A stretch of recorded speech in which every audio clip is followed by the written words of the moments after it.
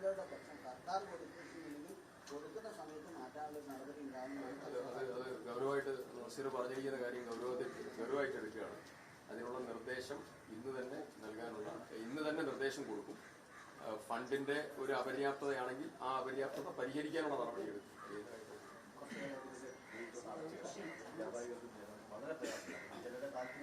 Gate 3 തുറക്കാനുള്ള 3 ഗേറ്റാണ് ഉള്ളതെന്നാണ് എന്നോട് പറഞ്ഞത്. 3 ഗേറ്റ്, 2 ഗേറ്റ് അല്ലേ? ഒരു ഗേറ്റേ ഇപ്പൊ തുറന്നുള്ളൂ. 2 ഗേറ്റും തുറക്കണം. ഇത് അടച്ചിടേണ്ട സ്ഥലമല്ല, ഇത് തുറന്നിടേണ്ട സ്ഥലം. 2 ഗേറ്റും തുറക്കണം. അത് പിന്നെ അവിടെ ഗേറ്റ് കീപ്പറെ ഉൾപ്പെടെ വെക്കാനുള്ള നടപടികൾ ഇവർക്ക് സ്വീകരിക്കാവുന്നതാണ്. അതിനൊക്കെയുള്ള സംവിധാനം ഇവർക്കുണ്ട്. മറ്റൊരു ബുദ്ധിമുട്ടുമില്ല. പിന്നെ റോഡ് നവീകരണം ഉൾപ്പെടെയുള്ള കാര്യങ്ങൾ കാപ്കോയുടെ MD-ക്ക് നിർദ്ദേശം കൊടുത്തു.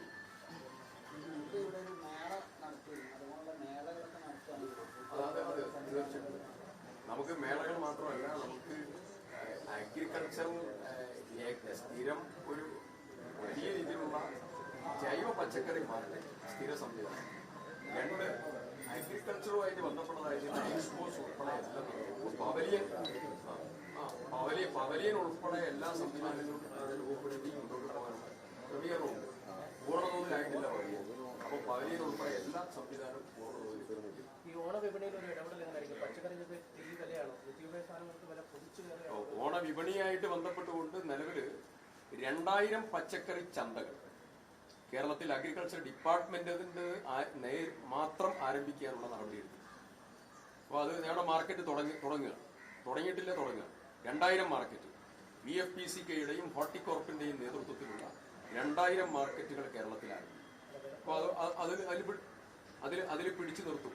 അതിലിപ്പോൾ ഒരു മാർക്കറ്റ് വേണമെങ്കിൽ നമുക്ക് ഇവിടെയും ആരംഭിക്കാം. അതും ആരംഭിക്കാം. ഓണത്തിനുള്ളതായിരിക്കുന്ന സ്പെഷ്യൽ മാർക്കറ്റ് ഇവിടെയും ആരംഭിക്കും. പിന്നെ മാത്രമല്ല സപ്ലൈകോ, സിവിൽ സപ്ലൈസ് കോർപ്പറേഷന്റെ നേതൃത്വത്തിൽ, കൺസ്യൂമർ ഫണ്ടിന്റെ നേതൃത്വത്തിൽ സഹകരണ ചന്തകളും സ്വന്തം സംവിധാനങ്ങളും നല്ല രീതിയിൽ ഉപയോഗപ്പെടുത്തിക്കൊണ്ടിരിക്കും. വിലവർദ്ധനവിനെ തടയുന്നതിന് വേണ്ടിയിട്ടുള്ള സീരിയസ് മൂവ്മെന്റ് ഗവൺമെന്റ് നല്ല രീതിയിൽ മുന്നോട്ട് പോവുകയാണ്. അഗ്രികൾച്ചർ ഡിപ്പാർട്ട്മെന്റ് മാത്രം 10.5 കോടി രൂപ അതിനുവേണ്ടി നീക്കി വെച്ചിട്ടുണ്ട്. അതിന്റെ പണവും ഡിസ്പേഴ്സ് ചെയ്തിട്ടുണ്ട്.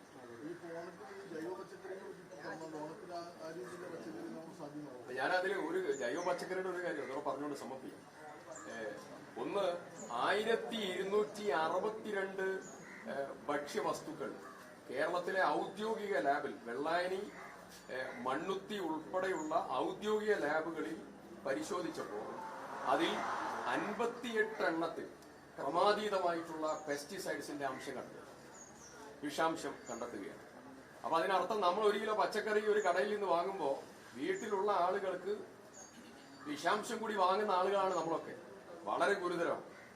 അതിൽ 2 കാര്യമാണ്. ഒന്ന്, ജൈവ പച്ചക്കറിയുടെ പരിപോഷിപ്പിക്കാനുള്ള നടപടിയും, രണ്ടാമത്തത് നമ്മുടെ മുഴുവൻ വീടുകളും സ്വന്തം കൃഷിയിടങ്ങളിലേക്ക് പോകാനുള്ള ഒരു സംസ്കാരം വാർത്തെടുക്കലുമാണ്.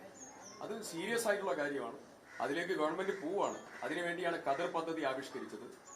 ഈ വർഷം 500 സ്കൂളുകളിൽ കതിർ പദ്ധതി ആവിഷ്കരിക്കും. 500 സ്കൂളുകളിൽ. അതിന് നോഡൽ ടീച്ചർ ഉണ്ടാകും, അതിന് ബാക്കപ്പ് കമ്മിറ്റി ഉണ്ടാകും, അനുബന്ധമായിട്ടുള്ള എല്ലാ സംവിധാനത്തോടും കൂടി കതിർ മാർക്കറ്റുകൾ ഉണ്ടാകും. വിപുലമായ പദ്ധതിയാണ്. ഒരു സ്കൂളിന് ഗവൺമെന്റ് അഗ്രികൾച്ചർ ഡിപ്പാർട്ട്മെന്റ് കൊടുക്കുന്നത് 10,000 രൂപയാണ് കൃഷി നടത്താൻ. ആ കുട്ടികൾക്ക് ട്രെയിനിങ് ഉണ്ടാവും, കതിർ യാത്രകൾ ഉണ്ടാവും, ഇൻസ്റ്റിറ്റ്യൂഷൻ. നഷ്ടപ്പെട്ടു പോയിരിക്കുന്ന യൂത്തിന്റെ ഒരു കണക്ടിവിറ്റി നമ്മൾ വീണ്ടും ബിൽഡ് ചെയ്യും. അടുത്ത വർഷം കേരളത്തിലെ മുഴുവൻ സ്കൂളുകളിലും കതിർ ക്ലബ്ബുകൾ ആരംഭിക്കും. അടുത്ത വർഷം മുഴുവൻ സ്കൂളുകളിലും. ഒരു കാര്യം കൂടെ വിദ്യാഭ്യാസ മന്ത്രിയുമായി ഞങ്ങൾ ലാസ്റ്റ് 3ാമത്തെ തവണ മീറ്റിംഗ് ചേർന്നപ്പോൾ ഒരു കാര്യം കൂടെ ആലോചിച്ചിട്ടുണ്ട്. വിദ്യാഭ്യാസ വകുപ്പ് വളരെ പോസിറ്റീവായിട്ടാണ് സംസാരിച്ചത്. കാർഷിക വൃത്തിയിൽ കതിർ ക്ലബിലൂടെ കാർഷിക വൃത്തിയിൽ ഏർപ്പെടുന്ന വിദ്യാർത്ഥികൾക്ക് വെയിറ്റേജ് മാർക്ക് കൊടുക്കാനുള്ള നടപടിയും സർക്കാർ ആലോചിച്ചു.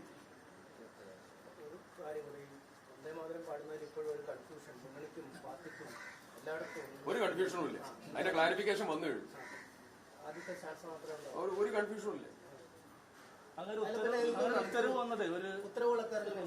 ഏതാ ഉത്തരവുകൾ എവിടെയെങ്കിലും പാളിച്ചുണ്ടെങ്കിൽ അത് തിരുത്താൻ കപ്പാസിറ്റി ഉള്ള ഗവൺമെന്റ് ആണ്.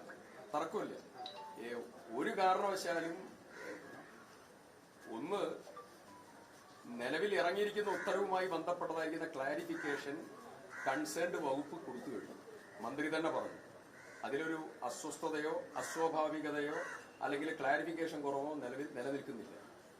അതിൽ ഗവർണറുടെ ഓഫീസ് അവരുടെ അഭിപ്രായം പറഞ്ഞു, മന്ത്രിമാർ അവരുടെ അഭിപ്രായം പറഞ്ഞു, ഗവൺമെന്റ് ഒപ്പീനിയനും പറഞ്ഞു. വളരെ ക്ലിയർ ആണ് സ്റ്റാൻഡ്.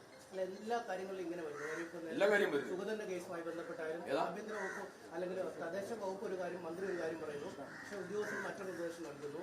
ഇപ്പം കാസർഗോഡാണെങ്കിൽ ചോദ്യപേപ്പർ ഇറങ്ങുമ്പോൾ അതിനകത്ത് സഹോദര പോലീസിന് വരുന്നു, പിന്നെ സസ്പെൻഡ് ചെയ്യുന്നു. ഇങ്ങനെ ഈ സർക്കാരിന്റെ നയത്തിനും വീക്ഷണത്തിനും അനുസരിച്ചല്ലാതെ പോകുന്നതായ ഒരു ഉദ്യോഗസ്ഥന്മാരും ഈ ഗവൺമെന്റ് കീഴിൽ വാഴില്ല.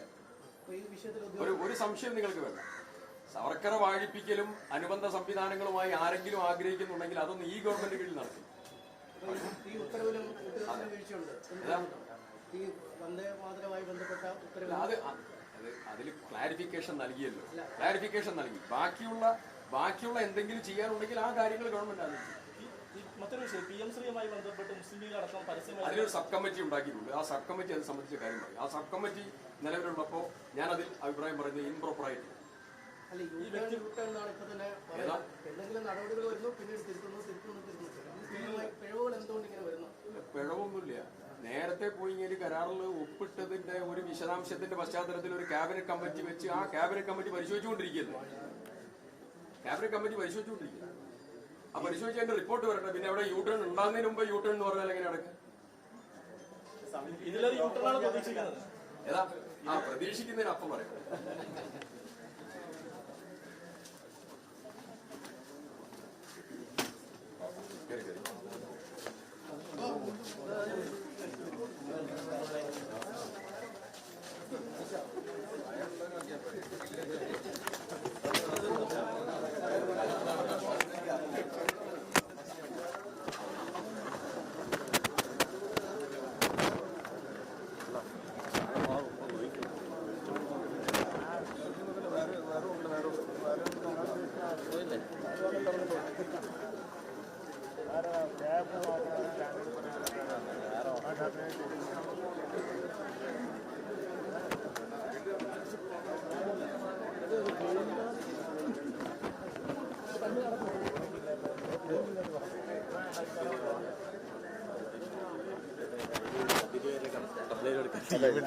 പഞ്ചിങ്